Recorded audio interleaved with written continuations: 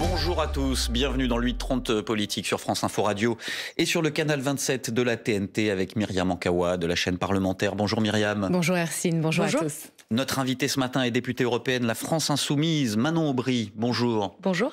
Je voudrais qu'on commence par l'information qu'on vient d'entendre dans le journal. Le caporal-chef Maxime Blasco qui a été tué dans une opération au Mali hier. C'est le 52e soldat français qui meurt au combat dans les opérations anti-djihadistes. Pensez-vous qu'il est urgent, dans ce contexte, d'accélérer le retrait des forces françaises au Sahel ou au contraire de rester, parce que si on s'en va, ce sera pire et il y a ensuite un risque d'attentat en Europe et peut-être en France? Bon, tout d'abord, permettez-moi d'avoir une pensée pour ses proches, sa famille. Vous l'avez dit, c'est la 52e victime.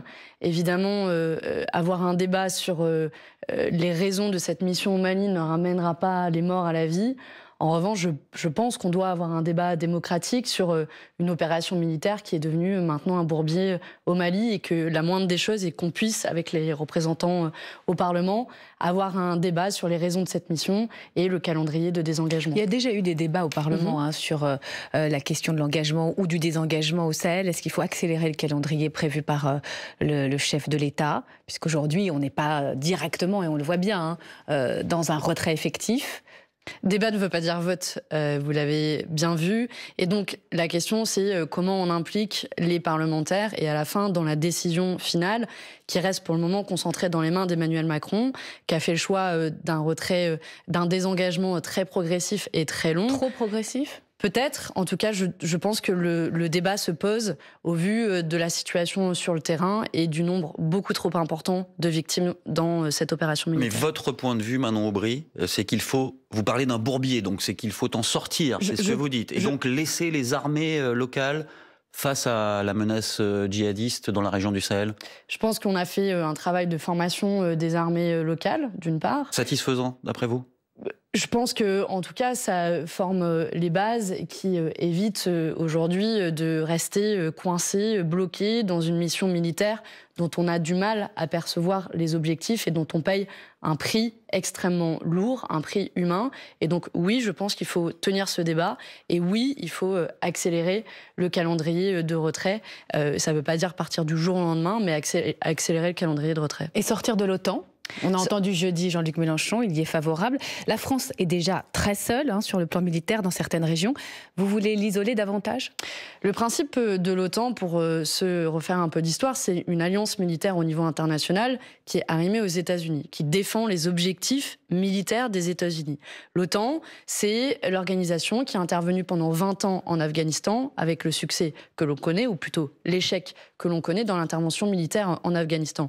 Donc oui, je pense qu'il faut sortir de l'OTAN avec ce principe complètement archaïque qui date de la guerre froide en réalité. Nous ne sommes plus en temps de guerre froide et ça ne veut pas dire s'isoler, ça veut juste dire défendre d'autres intérêts que ceux, mais on en a les moyens, que ceux des États-Unis. Évidemment qu'on en a les moyens. Il ne s'agit pas ici de partir dans un 20 ans de guerre avec l'ensemble des États dans le monde, mais plutôt de sortir de cette logique guerrière qui est complètement archaïque. Sortir de l'OTAN, ça voudrait dire au fond arrêter toute forme d'intervention militaire sur des terrains extérieurs? Ça ne veut pas dire qu'on ne peut pas collaborer avec d'autres États, notamment dans le cadre de forces des Nations Unies, qui me paraît beaucoup plus légitime.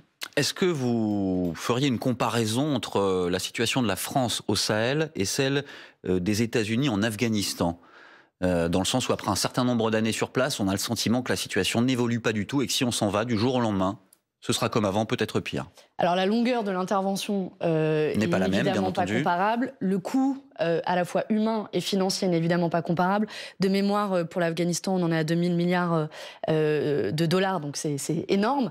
Mais le risque potentiel, oui, existe de celui-là. Si jamais on continue avec des objectifs qui ne sont pas extrêmement bien définis, pas précis, et qu'on continue à payer un coût humain et un coût financier, on risque de se trouver avec une opération militaire similaire à celle de l'Afghanistan. Et donc l'objectif est bien de l'éviter en ayant ce débat bien en amont. Manon Aubry, je vous ramène en France. J'ai vu que vous avez beaucoup tweeté pendant le match Zemmour-Mélenchon. À quoi a-t-il servi, selon vous, ce débat, à part, franchement, mettre sur orbite le polémiste de CNews? Je crois que pour la première fois, on a eu un contradicteur face à Éric Zemmour. Depuis des mois, certains médias déroulent le tapis rouge à quelqu'un qui est considéré comme un polémiste, mais en réalité dont la candidature à la présidentielle ne fait de secret pour plus personne. Et moi, je suis soulagée que face au discours de haine, de racisme, de xénophobie, de misogynie, on a pu opposer un autre projet politique et on a pu aussi voir de quoi était le nom Éric Zemmour. Je vais vous le dire, Éric Zemmour, c'est le pire de Marine Le Pen d'un côté et d'Emmanuel Macron de l'autre. Quand on lui pose la question, quand on lui demande comment il va régler la pauvreté, comment il va régler le chômage, comment il va régler le péril climatique, il n'a qu'une réponse à la bouche, qui est celle des musulmans. Donc on a vu qu'il n'a aucune réponse sur les questions sociales, et puis on a pu mettre au jour aussi, percer à quel point il est raciste et xénophobe. C'était un boulevard, en quelque sorte, pour Jean-Luc Mélenchon? Il ne faut pas le penser en termes de boulevard, mais on a pu voir à quel point on a deux projets de société qui s'opposent complètement, qui n'ont rien à voir l'un avec l'autre. Et on a pu voir aussi de quoi Éric Zemmour est le danger. Il a fait du déni climatique à la Trump, il a parlé sur les questions sociales. Ça, à part la réponse des musulmans, sa seule réponse était quand même de parler d'État social obèse. Et pour ce qui est de Jean-Luc Mélenchon, on a vu un programme. Et à l'inverse, on a d'un côté le néant, Éric Zemmour, et de l'autre un programme politique solide, pour le coup.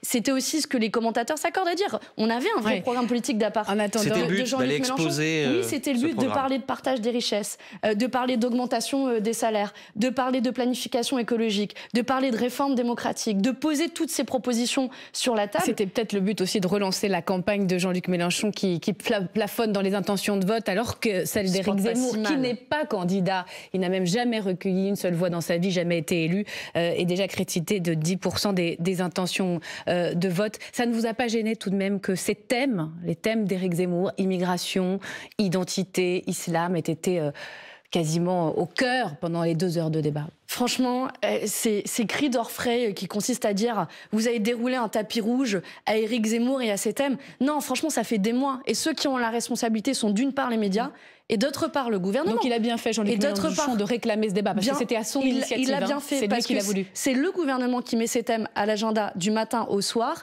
à la fois quand on a même une ministre qui dit que entre d'un côté Éric Zemmour et de l'autre, en gros, les woke, il ne sait pas qui il choisirait. Franchement, vous pensez c'est aussi le résultat du débat politique actuel. Est-ce que vous pensez que la France peut être gouvernée par un populiste? On voit qu'Éric Zemmour est à Budapest, il va rencontrer Viktor Orban, avec Mike Pence, l'ancien vice-président de Donald Trump. Il a un potentiel électoral pour être au 2e tour, à votre avis? En tout cas, on sait qui est son modèle à Éric Zemmour. Viktor Orban, pour être député européenne, je suis assez bien au fait de ce qui se passe en Hongrie. En Hongrie, c'est la remise en cause de l'indépendance de la justice, de l'indépendance des médias. Il s'attaque systématiquement aux minorités, aux migrants, aux communautés LGBT. Voilà, pour ceux qui auraient des doutes, à quoi ressemblerait une présidence d'extrême droite en France. Et je crois que nous sommes le seul rempart.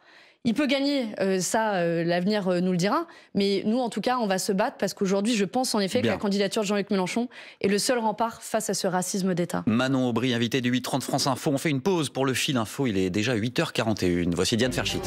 C'est Manon Aubry, députée européenne de la France Insoumise, qui est l'invitée du 8h30 France Info ce matin. Myriam Ankawa. Oui, on est à 7 mois de la présidentielle et on voit bien que tout est ouvert.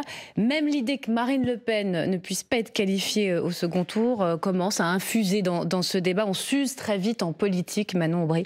Jean-Luc Mélenchon n'a pas commis une erreur en se présentant une 3e fois? Au contraire, je pense qu'il est aujourd'hui un pôle de stabilité à gauche et c'est peut-être une partie de la conclusion qu'on peut tirer du débat face à Zemmour. C'est que quand on perd ses repères politiques, aujourd'hui, Jean-Luc Mélenchon est une boussole. Il est une boussole sur le partage des richesses. Il est une boussole sur la réforme démocratique et la 6e République. Il y a eu un débat sur le choix du candidat. Vous n'étiez pas favorable au renouvellement des générations? On en a discuté. On en a discuté notamment entre les députés français et les députés européens, notre intergroupe parlementaire.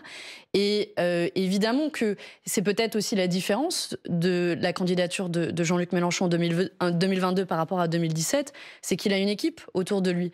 nous toutes qui entourons Jean-Luc Mélenchon, demain, vous avez l'équipe qui pourrait être amenée à prendre le pouvoir et qui a acquis une expérience aussi à l'Assemblée nationale, au Parlement européen, et qui, je me souviens, en 2017, on faisait le reproche à Jean-Luc Mélenchon d'être isolé. Là, au contraire, c'est un collectif qui se présente devant vous avec un projet qui, je crois, est clair et l'expérience de Jean-Luc Mélenchon. Est-ce qu'il s'est assagi par ailleurs? Je parle de son image. Pendant ce débat, on l'a vu à plusieurs reprises dire aux autres de ne pas s'énerver. C'est le monde à l'envers. Non, je pense que vous connaissez mal Jean-Luc Mélenchon. Moi, il peut être très drôle aussi par moment. Sans doute, ça n'empêche pas. Qui est une façon aussi de montrer que quand on fait de la politique, on est avant tout des hommes et des femmes comme n'importe qui. Et Jean-Luc Mélenchon ne fait pas exception. Donc, je ne sais pas si on peut dire qu'il s'est assagi. Peut-être qu'il juste vous le voyez sous son vrai jour. On va parler de la primaire des Verts. Un tout petit mot. Si cette candidature ne décollait pas, c'est parce que vous souhaitez, bien évidemment, est-ce que l'union de la gauche serait encore possible avec lui? Ou vous pouvez nous dire aujourd'hui, il ira jusqu'au bout, c'est plié? Mais ça dépend avec qui. Aujourd'hui, je me réjouis de voir qu'un certain nombre d'acteurs politiques à gauche nous rejoignent sur des positions qui ont été défendues par Jean-Luc Mélenchon depuis longtemps. Lui ou rien? Non, je dis pas ça, mais prenons les choses de manière concrète. Oui, la 6ème République, Arnaud Montebourg la défend, la hausse des salaires, les communistes les défendent, la planification écologique, les Verts les défendent. Et l'union de la gauche, vous, pour gagner en 2022, vous la défendez, Manon Aubry, à titre personnel? Moi, je défends une union derrière un programme et qui soit le plus large possible. Donc si certains se retrouvent derrière ce programme, discutons-en, allons jusqu'au bout. Mais je vais vous dire, l'enjeu concret pour cette présidentielle, au-delà de la question d'alliance politique, c'est surtout d'avoir une alliance des gens du peuple et comment on les ramène aux urnes dans un contexte où on risque d'avoir un taux de participation parmi le plus faible dans l'histoire de la Ve République au présidentiel. Et c'est ça véritablement l'enjeu, parce que sans les classes populaires et sans leur mobilisation, en réalité, notre camp politique au sens large n'arrivera pas à gagner. Vous êtes plutôt Jadot ou Rousseau? Ouais, moi, je vote pas à ces primaires. Mais de qui vous sentez-vous le plus proche? Vous savez, c'est pas vraiment notre rôle de choisir et je fais gaffe à pas m'immiscer dans leur primaire. Non, mais ils l'apprécieraient pas trop. Vous êtes très sensible à la question écologique. C'est vrai. Il y a quand même deux personnalités très différentes. C'est vrai. Il y a forcément des affinités. On a des convergences avec les deux sur certaines questions écologiques. Quand il s'agit des questions sociales, oui, c'est vrai qu'on peut se retrouver davantage avec ce que raconte, ou sur les questions démocratiques, Sandrine Rousseau, qui parle de 6ème République un peu plus que Yannick Jadot. À l'inverse, j'ai aussi entendu qu'elle parlait du marché carbone et de l'augmentation du prix de l'essence. Donc on est évidemment un peu plus sceptique sur cette approche-là. Donc vous voyez, on a des points d'accord et de désaccord. Donc entre radicalité et écologie dite de gouvernement, vous ne choisissez pas? Ça fait de secret pour personne qu'on est plutôt du côté de la radicalité et qu'on pense qu'il faut un changement systémique et systématique de notre système économique si on veut prendre à bras-le-corps la question écologique. Et ça donc, fait partie des désaccords qu'on a avec Yannick Jadot. Donc de ce point de vue-là, oui, plutôt Rousseau que Jadot, mais de nouveau, c'est pas forcément à nous de choisir. Alors on va parler du prix de l'énergie qui flambe. Dans un instant, des questions de pouvoir d'achat. Un tout petit mot sur Emmanuel Macron. Vous avez vu le dernier sondage BVA, plus 6 points en cote de popularité, c'est un vrai bond. À quoi vous l'attribuez? La nature a horreur du vide, non? Et aujourd'hui, il représente des idées politiques. Il a 46% il représente des idées politiques qui sont incarnées par personne d'autre que lui. Et pour tous ceux qui veulent un maintien du statu quo et qui ont un intérêt peut-être personnel dans le maintien d'un système inégalitaire notamment, parce que pour moi, on va sans doute en parler après, Emmanuel Macron, ça reste le président des riches, il est clivant de ce point de vue-là, et donc forcément, il a des soutiens, mais il fait aussi partie des présidents, il laisse pas indifférent, qui est aussi très détesté. Mais peut-être qu'aujourd'hui, vu qu'il a braconné sur les terrains de la droite, il a aussi occupé cet espace laissé libre à droite. Est-ce que la gestion de la crise sanitaire y est pour quelque chose, selon vous? Le fait que la France, aujourd'hui, soit en bonne voie, voire en très bonne voie, voire quasiment sortie d'affaires, disent certains. On a tous envie d'être sortis d'affaires, c'est clair. Et on est tous contents, potentiellement, à l'idée de retrouver une vie normale. Après, il ne faut pas être dupe. On se souvient quand même de la gestion de cette crise sanitaire, le scandale, des masques. Oui, mais le là, scandale des maintenant, tests. Oui, mais enfin, cette étude, ce sondage, bon, très bien, c'est maintenant que ça se mais passe. j'ai du mal à croire que on soit complètement amnésique et que les Français soient complètement amnésiques. Donc, je pense que c'est pas forcément dû à un satisfecit sur l'ensemble de la gestion de la crise. Et d'ailleurs, si on veut finir d'un mot sur la question sanitaire, j'attends encore qu'Emmanuel Macron prenne véritablement position pour la levée des brevets sur les vaccins, parce qu'en l'espèce, il continue à défendre les intérêts des grands laboratoires pharmaceutiques. Vous pensez que derrière cette popularité ascendante se cache un certain nombre d'annonces récentes, je pense aux plus modestes, on va parler de l'énergie, mais aussi toute une série d'annonces pour Marseille, oui. Pour les enseignants, pour les policiers? Il faut demander aux gens directement, je ne me permettrai pas de parler à leur place, mais je pense que quand même, on a plutôt tendance à attendre la couleur réelle des choses et qu'en année électorale, on est habitué à des promesses électoralistes qui se matérialisent pas forcément ou qui restent largement insuffisantes. Et ça vaut pour Marseille, vu l'état de délabrement, par exemple, des écoles qui ont été abandonnées, un tiers des écoles à Marseille qui sont insalubres. Donc non, j'ai du mal à imaginer que Emmanuel Macron puisse réussir à capitaliser sur ces quelques annonces électoralistes qui restent insuffisantes. C'est une campagne de carnet de chèques? Oui, il y a toujours ce petit jeu en pré-campagne électorale. Bien. Après, on jugera aussi sur ces 5 ans qui viennent de s'écouler. Manon Aubry, invitée du 8h30 France Info. On reprend cette discussion après le fil info. Voici Diane Ferchit, 9h-10. Manon Aubry est l'invitée du 8h30 France Info ce matin. Députée européenne, la France Insoumise. Myriam Ankawa, on va parler des prix de l'énergie. Oui, qui flambent partout en France et en Europe. Gaz, électricité, essence. D'un mot d'abord, comment vous regardez cette situation? Est-ce qu'elle est très grave et potentiellement explosive sur le plan politique ou forcément temporaire? Elle est explosive parce que c'est une forme de préfiguration du futur qui nous attend si on n'est pas capable de renouveler, de changer notre mix énergétique d'une part et de sortir de la logique du marché d'autre part. Donc oui, elle est explosive à plein d'égards. On se souvient que le mouvement des Gilets jaunes était né de la flambée du prix de l'essence et là on a la flambée des prix de l'énergie tout en entier qui pèse sur le pouvoir d'achat des gens et qui, je pense, doit devenir une priorité politique d'y répondre. Alors, quelle solution? Au-delà de l'augmentation du chèque énergie déjà annoncé, le ministre de l'économie va faire 7 propositions à Bruxelles. Écoutez Bruno Le Maire. Nous, en France, on s'approvisionne en électricité à partir des centrales nucléaires et de l'énergie hydraulique. Mais le marché unique de l'électricité européen fait qu'il y a un alignement des prix de l'électricité en France sur les prix du gaz. Donc on prend de plein fouet cette augmentation des prix du gaz, alors même qu'on a notre indépendance en matière de production électrique. Dès lundi, à la réunion des ministres des Finances, je vais poser la question sur la table. Et je vais dire le marché unique de l'électricité fonctionne suivant des règles qui sont obsolètes.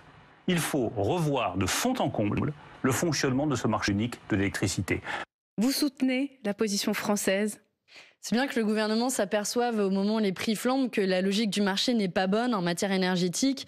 Je vois quand même une petite forme d'hypocrisie quand on voit depuis des années qu'à Bruxelles, ils défendent précisément ce marché et que nous sommes les seuls à défendre au niveau européen une sortie de cette logique-là. Alors c'est la logique européenne qu'il critique. Oui, mais la logique... Pas le marché en soi. Ouais, mais le fait logique... de s'aligner sur les prix du gaz alors qu'on pourrait être autonome en la matière. Qui est donc fixée au niveau européen, laquelle logique qu'ils ont défendue depuis des années à Bruxelles. Donc c'est pour ça que je vous dis qu'il y a une forme d'hypocrisie.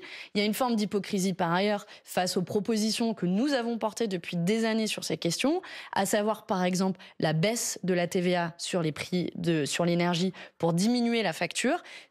Mais ça, c'est des mesures d'urgence. Non, je pense que de manière pérenne, il faut que pour des produits de première nécessité, le taux de TVA soit beaucoup plus faible. Et je vais vous le dire, ça c'est interdit dans le droit européen d'avoir par exemple un taux zéro, un taux à 0%. La Commission est en train de regarder justement ce que les États vont faire. Je pense qu'il faut aller peut-être plus même loin. Bloquer les prix. Vous voulez bloquer les prix des produits il faut de première bloquer les nécessité. prix. Mais comment on fait? Combien de temps ça va durer? Ça marche comment un blocage de prix? Ça marche, c'est assez simple. Ça marche avec une décision qui est prise de la part du gouvernement avec le Parlement pour bloquer bloquer les prix d'une part, et d'autre part, de manière pérenne, je pense que ça peut être temporaire, de manière pérenne, abaisser le taux de TVA, voire même avoir un taux de TVA à 0%. Ça veut dire renégocier les traités européens parallèlement. Ça veut dire être en contradiction avec le droit européen. Et c'est un exemple sur lequel le droit européen aujourd'hui est complètement contraire à nos intérêts, à l'urgence sociale et à l'urgence écologique. Et moi, je vous le dis, si on était au pouvoir en 2022, oui, on assumerait de ne pas respecter ces règles qui n'ont aucun sens écologique et social, et on assumerait aussi de mener le rapport de force au niveau européen, ce que la France s'est toujours refusée à faire. Si vous étiez au pouvoir en 2022, Manon Aubry, vous continueriez à fermer des centrales nucléaires, alors qu'on le voit, on a une dépendance énergétique du gaz russe notamment, et que voilà, le nucléaire n'émet pas de CO2, et ça permet bien de s'approvisionner en électricité. Est-ce que c'est vraiment le bon moment quand on voit que le prix de l'énergie Ça ne vous a pas échappé qu'on ne parle pas de sortie du jour au lendemain, et que cette sortie, elle doit être planifiée, programmée, organisée. C'est pour ça qu'on parle de planification écologique, et que oui, nous assumons qu'il faut à terme sortir du nucléaire parce que c'est dangereux, parce qu'on ne sait pas quoi faire des déchets, et il faut pas mentir aux gens, les déchets nucléaires et que on va les mettre peut-être sous votre maison. Et donc, oui, en la matière, il faut sortir. Par contre, il faut organiser avec des alternatives et non pas dépendre du gaz russe. Sur le pouvoir d'achat, Manon Aubry, on parle beaucoup en ce moment d'augmentation de salaire ou pas. Certains y sont opposés. Qu'en pensez-vous? Est-ce qu'il faudrait une augmentation forte générale des salaires en France? Nous défendons d'abord la hausse des plus bas salaires, à commencer par la hausse du SMIC à 1 400 € net. Et je vois tout de suite la question qui est posée en général, mais on n'en a pas les moyens, mais on ne peut pas faire. Notre pays n'est pas assez riche. Bon, on est la 6e puissance mondiale. Puis surtout, quand je vois que les milliardaires ont augmenté leur fortune de 30% en un an. Si le SMIC avait augmenté à la même vitesse, ça aurait été 370 € de plus par mois. Mais ça pour des millions de gens là, qui nous écoutent. Vous ne croyez pas, c'est le sujet, si le SMIC augmente rapidement, c'est ce que les entreprises disent toutes, on ne pourra pas embaucher, ça va freiner l'emploi. Qu'est-ce que vous répondez à ça? C'est faux, parce que les grandes entreprises en ont les moyens. Quand elles distribuent 51 milliards € de dividendes à leurs actionnaires, quand la rémunération moyenne des PDG du CAC 40 augmente, elle a augmenté cette année encore en temps de crise, et qu'elle est en moyenne de 5 millions d'euros par an. Oui, ces grandes entreprises en ont les moyens. S'agissant des petites entreprises, oui, c'est plus difficile pour elles, et c'est là où l'État doit intervenir et venir en aide à ces entreprises. Et c'est une question de priorité politique. Aujourd'hui, le gouvernement préfère faire des cadeaux aux plus riches avec la suppression de l'ISF qui est maintenue, plutôt que venir en aide aux petits salaires. Il nous reste c'est une question de priorité. Une poignée de secondes, une page de l'histoire politique européenne va se tourner avec les élections allemandes. Même si, évidemment, vous n'êtes pas du même bord politique, est-ce qu'Angela Merkel est un modèle pour vous? Non, c'est pas un modèle, parce que aujourd'hui, elle incarne l'austérité au niveau européen, ce qu'on appelle l'ordolibéralisme, celle qui a défendu à tout prix la logique de marché, la logique de concurrence et la logique, par exemple, des 3% de déficit. Bien. Donc j'espère qu'ils pourront tourner la page, eux en Allemagne et nous en 2022 en France. Merci beaucoup, Manon Aubry, députée européenne de la France Insoumise, invitée du 8h30 France Info ce matin.